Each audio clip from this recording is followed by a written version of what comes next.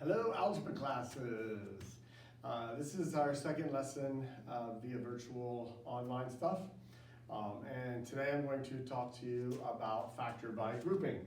All right, both last class we had, or that I videoed, we were talking about factoring trinomials. Well, as you see here, now we're going to factor polynomials, those terms that have four terms. So to do this, we're going to do what's called grouping. It is what it exactly sounds like. We're going to group some things together and look to factor that. I'll first start by a simpler problem. Let's just say that I would have a problem like 3xy plus 2y. All right, so what do we have in both terms? Right. We have a y in both terms. So if you're going to factor out a y, this is what this would look like. Y times 3x plus 2. This would be factored.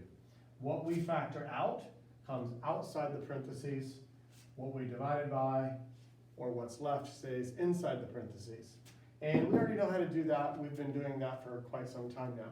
Well, this is going to be very, very similar. If I look at this polynomial, and hopefully you're able to see this, it's 3x to the third plus 15x squared minus 2x minus 10. I'm going to split the problem into two different groups.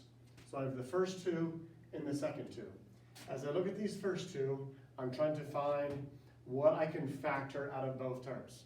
And I see that I can factor a 3 and an x squared out of both terms. So I'm going to factor out a 3x squared out of both of those terms. Well, 3x to the third divided by 3x squared leaves me with x. 15x squared divided by 3x squared is going to leave me with a plus 5. And now the first two terms have been factored. I'll look at the last two terms. I have a negative 2x and a negative 10. Well, what can I factor out of negative 2x and negative 10? How about a negative 2? So I'm going to factor out a negative 2 and divide both of those by negative 2. So negative 2x divided by negative 2 is x.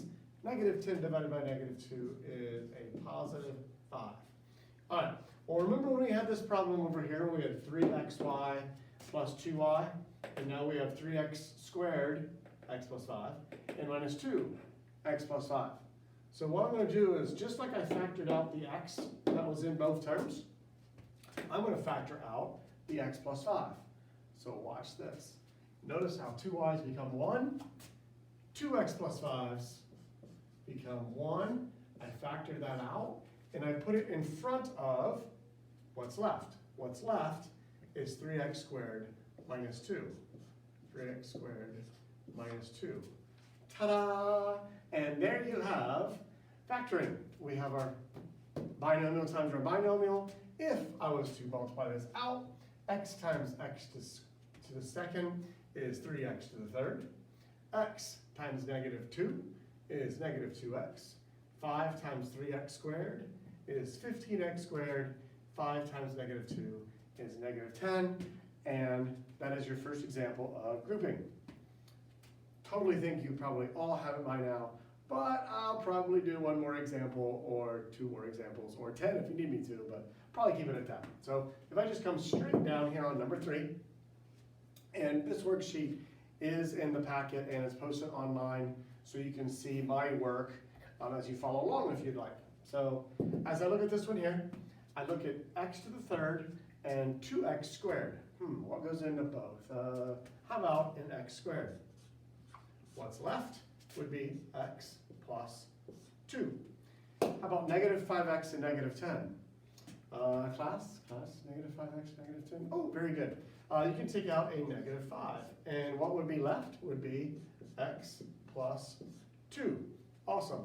So just like up there, 2x plus 5's become 1. 2y's become 1. 2x plus 2's, bam. They go right out front here. I factored them out. I only have to write it once because I factored them out. What's left after I divide or take these parentheses away is x squared and a minus 5 and Bam, there you go. You can check it. X times x squared, x to the third. 2 times x squared, 2x squared. X times -5, -5x. And 2 times -5 is -10. And there's your second example of grouping. I'm going to scroll this down because I want to show you what to do when we have something with the crazy negative signs in it.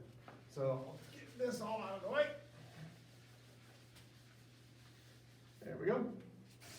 And let's do number 5. All right, so we have 6y squared minus 3y. What's in both terms? Because remember, I'm cutting it down in the middle, breaking it up into 2 groups. Grouping. So 6y squared and -3y. I'm going to factor out a negative, no. I'm going to factor out a positive 3y. Terms. So now I'm going to divide both of these by 3y, and I get 2y. 3y divided by 3y, 1. So I'm going to have a 2y minus 1 in there. So my next 2 terms, 2yz minus z. What's in both terms? Z, you got it. So I'm going to factor out a positive z. What is left would be 2yz divided by z. You'd have 2y left, and z divided by c.